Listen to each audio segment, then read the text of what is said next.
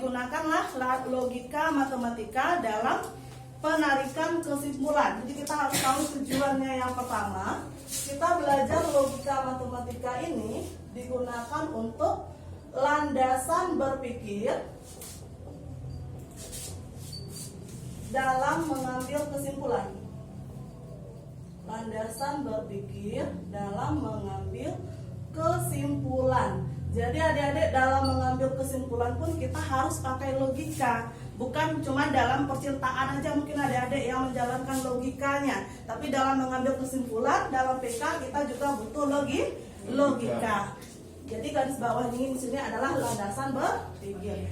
Nah, dalam logika matematika ini kita nanti akan diperkenalkan dengan istilah yaitu pernyataan. Ada istilah pernyataan. Yang dikatakan dengan pernyataan di sini yaitu kalimat yang memiliki nilai, kalimat yang memiliki nilai kebenaran, baik itu bernilai benar atau bernilai salah. Jadi dikatakan dengan pernyataan dia memiliki nilai kebenaran, baik itu benar atau memiliki salah. Tapi ingat ya adik-adik, hanya salah satu, benar-benar saja atau salah-salah saja. Tak boleh dua-duanya.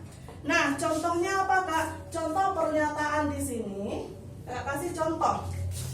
Pekanbaru adalah ibu kota. Pekanbaru, ibu kota Provinsi Riau. Ini benar atau salah? Benar. Nah, ini dia bernilai benar. Ini bisa dikatakan sebuah pernyataan. Atau misalnya lagi, semut adalah hewan mamalia.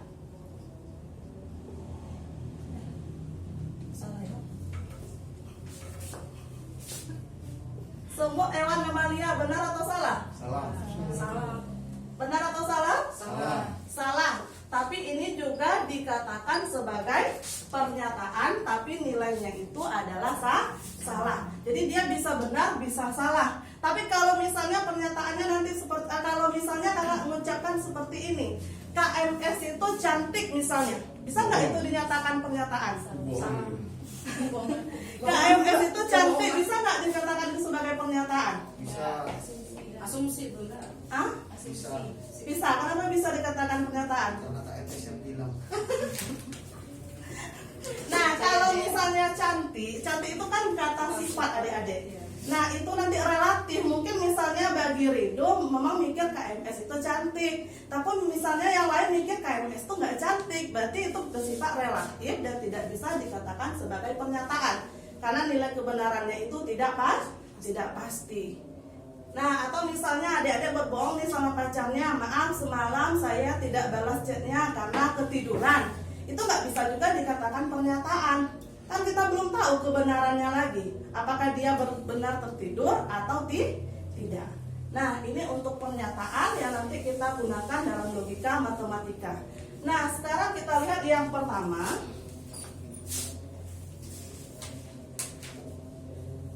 Ada ingkaran atau disebut juga dengan ingkaran atau negasi. Nanti simbolnya seperti ini adik-adik, seperti simbol tak terhingga atau kayak S terbalik. Itu adalah ingkaran atau negasi. Nah, yang dikatakan dengan ingkaran atau negasi adalah pernyataan yang memiliki makna berlawanan dengan pernyataan yang semula. Contohnya apa di sini? Kakak bikin pernyataannya. Hari ini hujan misalnya. Hari ini hujan. Nah, bagaimana bentuk ingkarannya? Ingkaran dari kalimat ini berlawanan dia. Hari ini tidak hujan. Hari ini tidak hujan. Nah, jadi berlawanan makna itu dikatakan dengan negasi atau ingkaran. Nah, biasanya kalau kalian dalam kehidupan sehari-hari kalau sering berkata dengan ingkaran, itu bisa juga menimbulkan konflik karena menidakkan atau keterbalikkan hal yang terjadi. Nah, hari ini hujan tapi hari ini tidak hujan. Itu ingkaran. Nanti untuk contoh soalnya kita lihat setelah ini ya. Kakak jelaskan dulu tentang konsep-konsepnya dulu. Nah, yang kedua, kalau misalnya nanti ada dalam kalimat majemuk, kalimat majemuk itu gabungan dari beberapa kalimat. Jadi dalam gabungan beberapa kalimat itu kita ada menggunakan tanda hubungnya. Nah, tanda hubungnya yang pertama bisa kita gunakan istilah yang pertama yaitu konjungsi adik-adik. Konjungsi itu dilambangkan dengan simbol seperti segitiga seperti ini.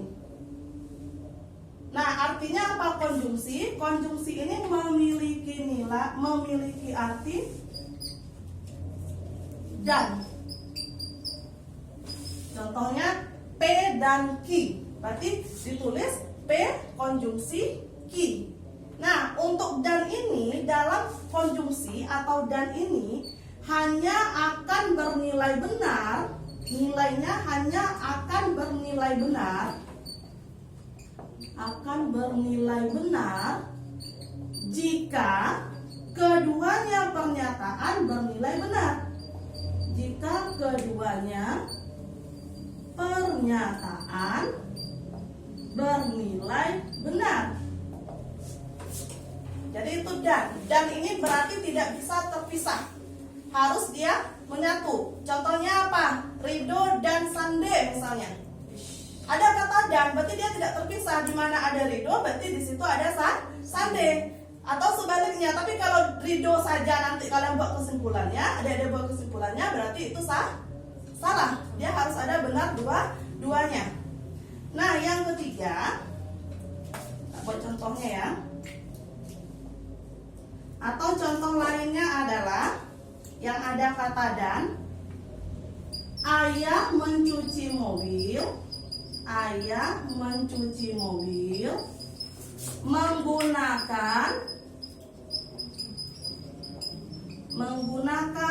sabun dan sampo. Berarti bisa nggak ayah mencuci mobil dengan sampo saja? Bisa. Bisa kan dan. Enggak. Dan kan tidak boleh terpisah. Dia enggak nyimak. Tapi kalau misal atau nanti ada setelah ini kita disjungsi baru bisa terpisah, baru memilih. Kalau dan berarti dia tidak boleh dipisahkan.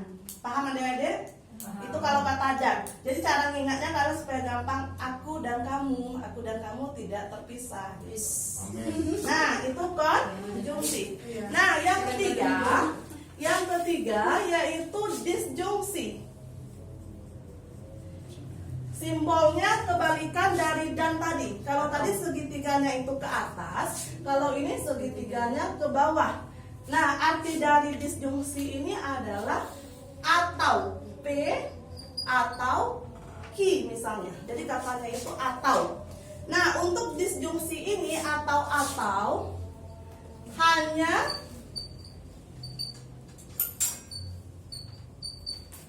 bernilai salah jika kedua-duanya pernyataan bernilai Benar. Salah. jika kedua-duanya bernilai salah. Kalau yang tadi hanya bernilai benar jika kedua-duanya pernyataan itu benar. Tapi kalau ini hanya bernilai salah jika pernyataan itu kedua-duanya bernilai salah. Nah, dalam atau ini berarti dia beda dengan dan tadi adik-adik. Kalau dan dia tidak boleh terpisah, lengket ya. Tapi kalau atau ini kan kita memilih, maka bentuk contohnya Sande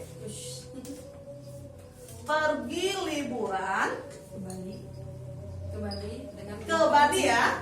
Kapan ke Balinya Sande? Hari Sabtu atau Minggu. Berarti Sande itu berangkat salah satunya. Kalau nggak di hari Sabtu berarti di hari Minggu. Jadi atau itu berarti dia memilih. Nah, yang keempat, penghubung yang keempat disebut dengan implikasi. Implikasi ini disimbolkan seperti tanda panah ya adik-adik, panahnya ke kanan. Arti implikasi ini adalah maka, ki. Maka, jika, maka. Jadi di sini ada kayak hubungan sebab akibat. Nah, pada implikasi ini hanya bernilai salah.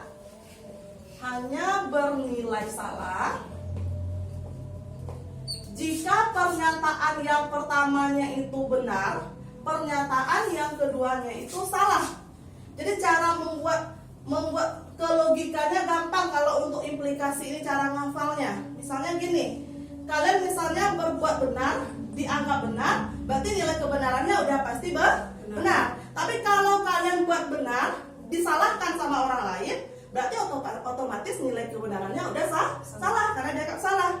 Tapi kalau misalnya kalian berbuat salah, disalahkan sama orang lain, maka kan benar dia menyalahkan, maka nilainya juga benar. Tapi kalau kalian berbuat salah, dibenarkan sama orang lain, berarti kan nilai kebenarannya juga tetap benar. Maka hanya bernilai salah kalau pernyataan pertama benar, pernyataan yang kedua itu salah. Yang kelima, ada biimplikasi. Tapi biimplikasi ini jarang keluar ya, yang sering keluar yaitu sampai 4. Biimplikasi ini dia panahnya itu kiri kanan. Kalau implikasi tadi panahnya cuma ke kanan saja. Kalau biimplikasi panahnya kiri kanan. Artinya apa kalau untuk biimplikasi? Jika dan hanya jika. Jika dan hanya jika. Untuk biimplikasi ini nilai kebenarannya akan bernilai benar, akan memiliki nilai benar jika kedua pernyataannya itu benar-benar atau keduanya itu salah-salah. Jika dan hanya jikanya benar-benar atau salah-salah, baru dia akan memiliki nilai benar. Nah, ini nanti yang akan kita gunakan dalam logika matematika. Sekarang kakak akan meringkaskannya di dalam tabel kebenaran. Kenapa? Kalau kalian misalnya hafal tentang tabel kebenaran, kalian paham, maka itu akan memudahkan kalian untuk mengambil kesimpulan. Udah ada dasarnya. Kakak buatkan tabel kebenarannya.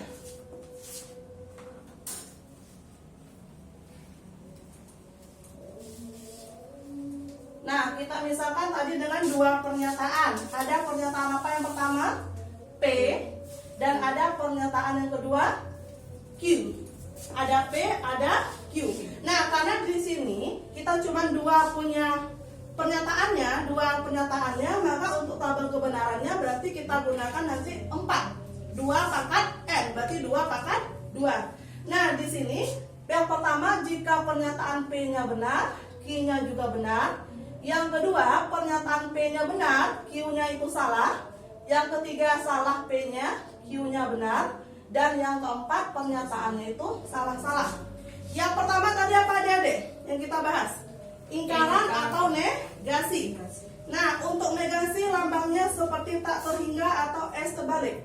Maka kita buat negasi P dulu. Dan ada negasi Q. Negasi P, kakak tanya satu-satu ya. Kakak uji udah paham atau belum? Coba OC, ingkaran dari P. Sebutkan semuanya. Salah, salah, benar, benar. Salah, salah, benar, benar. Oke ya? Setuju? Nah, sekarang ingkaran dari Q. Coba Sande. Benar, benar, salah, salah. Ingkaran dari Q. Salah, Benar. Salah, benar, benar, salah, benar. salah, benar. Kayaknya Sandi masih ragu ya. Ingkaran itu cuma memiliki makna berlawanan. Kalau dia benar berarti salah. Nah, ingkaran udah, apa lagi adik-adik? Konjungsi. Konjungsi lambangnya tadi kayak segitiga, P konjungsi Q. Kata kuncinya apa? Hanya akan bernilai benar jika kedua pernyataannya bernilai benar. Coba Melani. P konjungsi Q. Gimana nilai kebenarannya? Berarti benar, Benar-benar gimana? benar, benar, Benar. Benar salah? salah, Salah, salah benar? salah, Salah, salah, salah? salah. Salah juga. Nah, disjungsi P atau Q. Coba Victor.